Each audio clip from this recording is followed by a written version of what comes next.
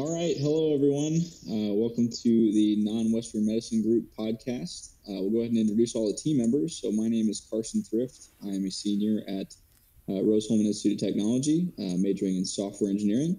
And I'll go ahead and turn it over to Brie.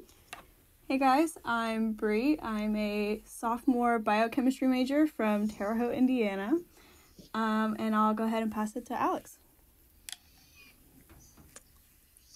Hi, I'm Alex Mazany. I am a junior electrical engineering major from Michigan. Awesome. Well, cool. We'll go ahead and introduce our topic now. So as we said, we're the Non-Western Medicine Group for Anthropology 201 with Dr. Christensen. And so we reviewed a bunch of different topics for non-Western medicine. That's a very general topic. We kind of focused in on Chinese medicine specifically, which was, still very, very wide topic. A lot we could do there. We were researching around with some different options. We kind of landed on acupuncture, so we all thought that was very interesting. We had kind of gone over that a little bit in class, and there were some good relations we found there. So that was our main kind of point of research. So we'll be talking about acupuncture today. Brie, do you want to go ahead and go over the outline for us? Yeah, sure. So we'll probably start with making some definitions of acupuncture as well as alternative medicine, just to make sure we're all clear on what that means. And then we'll continue with the history and origins of acupuncture, as well as what it means for Qi, which is a large part of the origins for acupuncture. And then we'll move on towards the efficacy of acupuncture and what it means today, as well as what Anthropology's take is on acupuncture. And so we're going to talk a lot about acupuncture as a whole, of course, as well as Chinese medicine and how that all began, as well as the different views on those on acupuncture and Chinese medicine. So we can go ahead and start off by defining acupuncture. What did you guys find with your different definitions of acupuncture? Because I'm sure there are, a widespread of different definitions and what that means. Sure. Yeah, my kind of compiled definition was, this is the formal definition. It involves the insertion of very thin needles through your skin at strategic points on your body. And I found that a key component of traditional Chinese medicine, acupuncture is most commonly used to treat pain. Increasingly, it is being used for overall wellness, including stress management. So we'll go into that in more detail, I think, as we explore the dynamics in there. But how does that compare to your guys' definition? Well, I basically found the same thing. I just found that it was a traditional Chinese technique that uses thin, sterile needles, as you said. And these needles stimulate specific points of the body to influence the body's natural healing process. And so, like you also found, I saw that it had been linked to treating neck and back pain, nausea, anxiety, depression, insomnia, and infertility. So that one was pretty interesting. I'm not quite sure how that works, but I also found in a more biology-centered definition that it stimulates the nervous system to release chemicals in the muscles, spinal cord, and brain, and that these chemicals change the experience of pain that influences the body's regulating system. So I thought that was pretty cool just because I have a biology background. Yeah, so I thought that was pretty interesting. I'd be interested to find more about the scientific background of that. But Alex, did you find anything on the definition of acupuncture?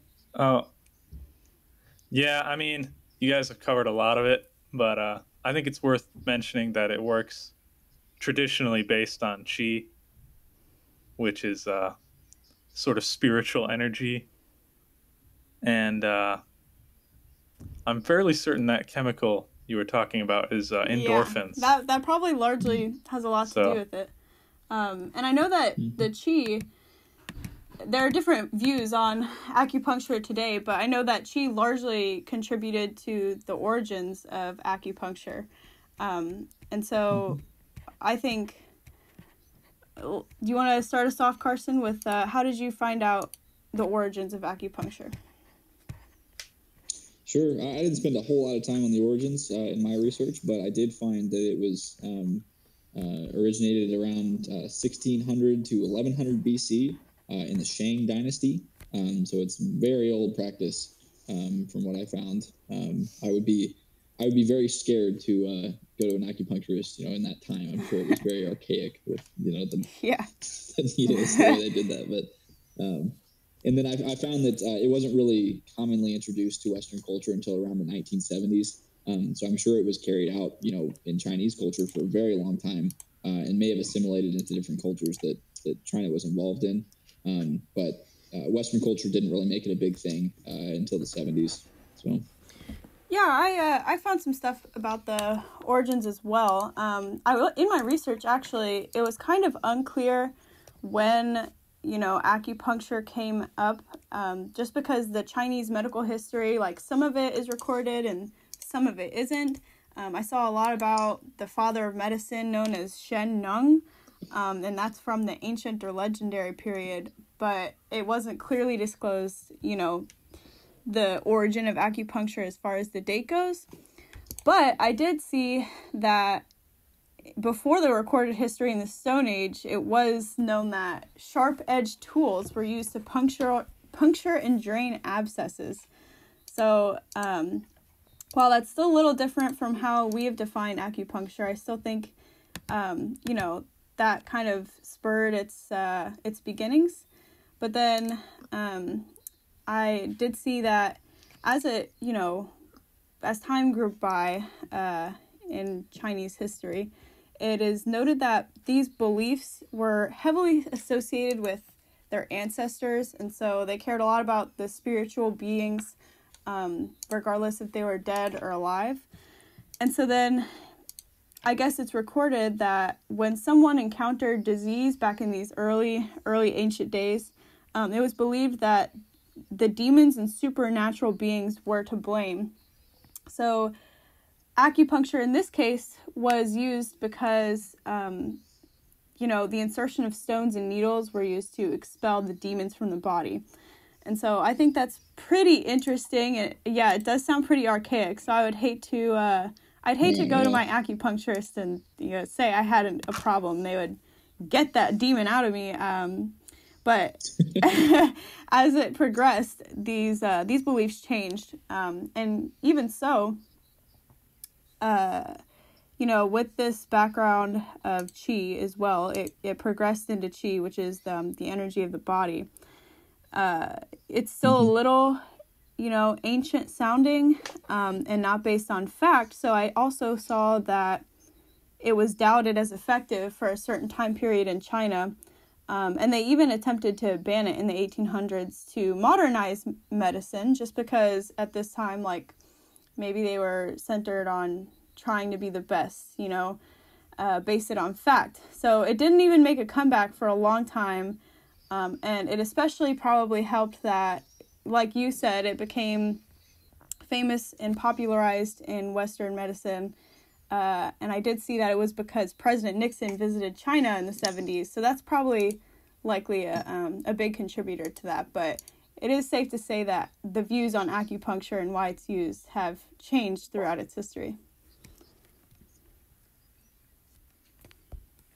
Yeah, well, we got our resident expert of acupuncture over here, it sounds like. Who's got a lot to say? Yes.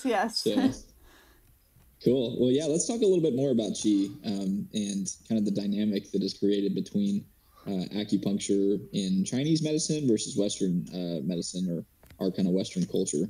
So qi is from what I found, is the Chinese concept of bodily energy. It's emphasized by the flow along the body's meridians. So acupuncture is all about manipulating these, meridians. They'll stick needles in places like your earlobes and abdominal muscles and all kinds of things that are related to certain flows of these energies. So I had a little excerpt by Linda Barnes, which is from a textbook that I found online, Anthropology, A Global Perspective. And I'll go ahead and read some of this here. So Let's see. She says the Western model of biomedicine does not recognize the spiritual energy force qi or meridian channels within a scientific framework. However, Chinese acupuncture treatment has been accepted by many patients with illnesses as an alternative therapy within the United States and elsewhere.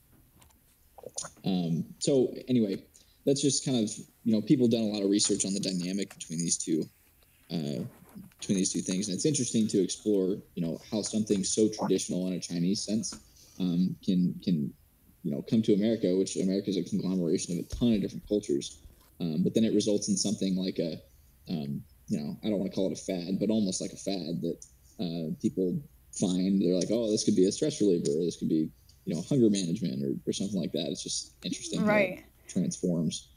Yeah, I did see in my own history or research that in early days of acupuncture for qi, these functional centers, like you said, it was for energy transfer. And I also agree. I think it's interesting that, this treatment that is based on qi, which, almost, I would say, not many people in the United States know about qi and energy transfer, nor do they, maybe believe that. But it's still being widely used as a supplementary, treatment.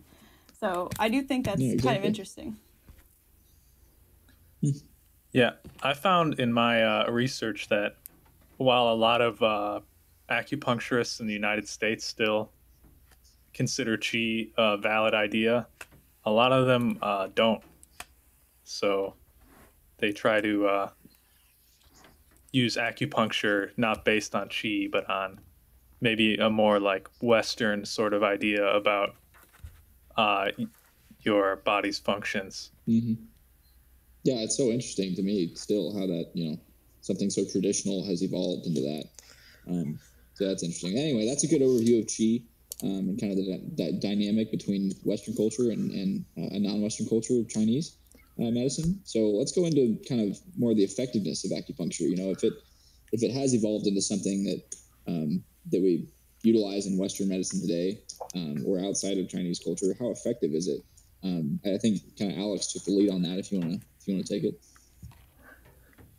Yeah. So the big question, obviously, is how effective is it? And there have been a lot of studies getting a conclusion either way. But the big study was in 2012. They did a giant meta-analysis, and they found that real acupuncture gave more consistent pain relief than sham acupuncture. So it was a double-blind study. They'd have people take, it was a meta-study, so it was a study of studies. And they would have people take sham acupuncture, which was just they were poking random points, not the chi nodes. And they found that, yes, real acupuncture did have more consistent pain relieving properties, even when they didn't know, than the fake acupuncture. So that really does suggest it has some effectiveness. Yeah. The study found it was roughly equivalent to NSAID painkiller, so like ibuprofen, or I'm pretty sure Tylenol, most of those over-the-counter stuff. And it's not sure. It's not certain whether it's just only the placebo effect, because that wouldn't explain the difference between sham and real acupuncture, or the endorphins thing that Brie mentioned earlier, that it could somehow stimulate your body's natural painkillers. That is really interesting. Yeah, to imagine that it's as effective or close to as effective as our regular painkillers or Tylenol. I definitely wouldn't have thought that. Thinking about going to an acupuncturist, why would I do that when I can just go take Advil or something? So that's interesting. Well, it's a lot more expensive. So over-the-counter drugs.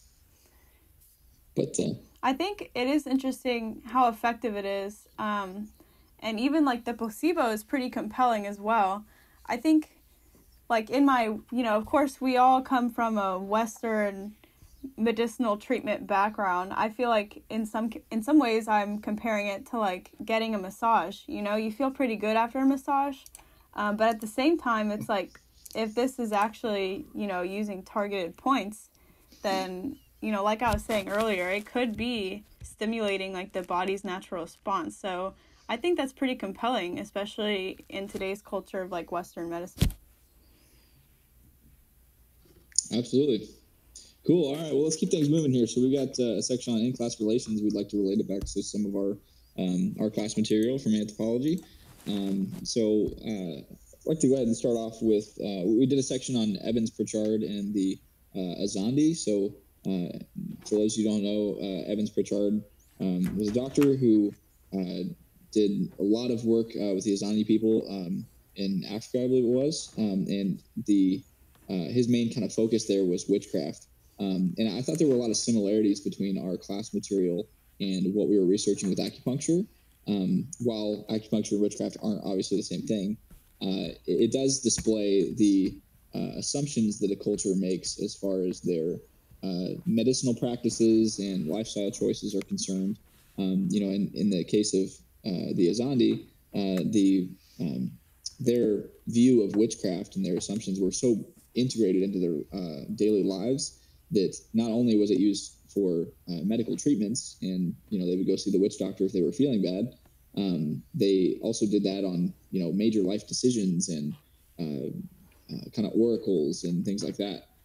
So it's interesting to see how that draws similarities between Chinese medicine and that. Acupuncture really draws on that concept of qi, like we talked about, and kind of modifying that. And acupuncture falls under a giant kind of traditional medical system that the Chinese have these certain beliefs and assumptions they make in their culture. So I thought that was an interesting parallel to draw with our in-class relations. Do you guys have anything else that you wanted to draw some relations to? Yeah, I think similarly, like you said, how they based a lot of their thoughts on witchcraft, it was such an integrated way of life. I think the origins of the Chinese medicine are kind of the same way. And from our in-class, lectures, we talked a lot about the separation of views on medicine and body politics. So I'd like to focus a little bit more on that. I know that, body politic can be defined as the body being controlled or influenced by society. And I feel like the origins, they thought that demons are like the dead, they were infiltrating the body and causing diseases. And I think this is almost the same as witchcraft. Like, the way your body is feeling is influenced by the societal view that, the dead contributes so much to health. But do you think that the view on acupuncture today can be the same thing? Like, are we being controlled by society, and do you think acupuncture is trying to solve this in any way, or do you think now it's just like, some contemporary alternative treatment? It really has nothing to do with the way society thinks. What do you guys think on that? Alex, do you have any thoughts? That's a tough one. I'm not really sure, because I think you can be influenced by society without the need for spirits or something like that. Basically, who can get treatment or who would seek out acupuncture versus, say, more Western treatment, it might be determined by your place in society. Yeah. And I think it's, it's interesting to note now we base a lot of how we think about our health. It's more based on fact and logic. And so I think because of this, we're less likely to go get acupuncture when that's not really based on fact, or so we thought it was. And so I think, that's compelling, and it does show a lot about how it has changed over time, the view on acupuncture as well as our views on health. And so, I think that's interesting. Yeah, absolutely. Well, that kind of leads into our last section here on kind of acupuncture today. What does that look like today? How is it being implemented in Chinese practices as well as Western practices, and kind of its current status today? I think, Alex, you did a lot of work on acupuncture today? Yeah. So the biggest group in acupuncture is the NCCAOM, which is the National Certification Commission for Acupuncture and Oriental Medicine, and they are a national organization that is basically operates in the U.S. and wants to make sure that acupuncture is practiced as professionally and safely as possible. So they lobby for laws to only let licensed acupuncturists be able to practice, and they make the exams that people have to take to become licensed. And what they do is mostly lobbying for, like I said, only licensed practitioners to be able to practice it. So they also lobby against, well, they lobby for acupuncture to be sort of considered as an alternative to opioids. If you read their advocacy statements, that's pretty much what they're talking about every year. They want it to be seen as a alternative for opioids. They think it could be a solution to the opioid epidemic. And they also make sure that people only try to use acupuncture for things that they believe it is verified to work for, so mostly pain, chronic things. They don't want acupuncturists trying to cure cancer because that could result in people getting hurt.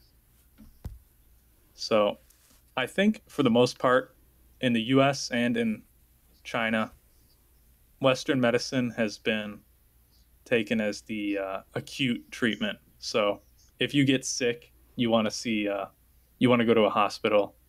You don't want to go to the acupuncturist. But if you have a chronic illness, you might not be able to be helped by Western medicine. So that's when people tend to seek out alternative medicines like acupuncture or chiropractics. So I found a study of how many hospitals in China had acupuncture or just traditional Chinese medicine departments, and they found that 90% had those departments. But they also did a survey and found that 50% of people in China preferred the Western medicine, 25% preferred integrated, and only 12% preferred traditional Chinese medicine. So yeah, and I think that brings us a lot back to like the ways in which we view health. They've, certainly changed. Not before we used to think about maybe things like the body or, these demons and stuff like that, spirits, but now we base a lot of our views on health on fact, scientific research. And I did see the definition of alternative medicine, and I don't think I mentioned this before, but it's defined as treatments that are used instead of widely accepted standard treatments, which are based on scientific research. So do you think that today, with how acupuncture has changed, do you think that it could still be viewed as alternative? Just because it's so widely used, but at the same time, are people using it instead of widely accepted, treatments, or are they just using it in a supplementary way? What do you guys think? I think the right word is complementary medicine. I think I may have said alternative earlier, but when people are using it to supplement what they're already getting with Western medicine, that would be considered complementary medicine rather than alternative. I agree with that. I think. I think it goes back to the reasons why people are seeking out acupuncture. It's not necessarily, widely sought out, I guess. But as Alex was saying, if people have a chronic illness that isn't necessarily solved through just going to the doctor, that's when people start to seek it out.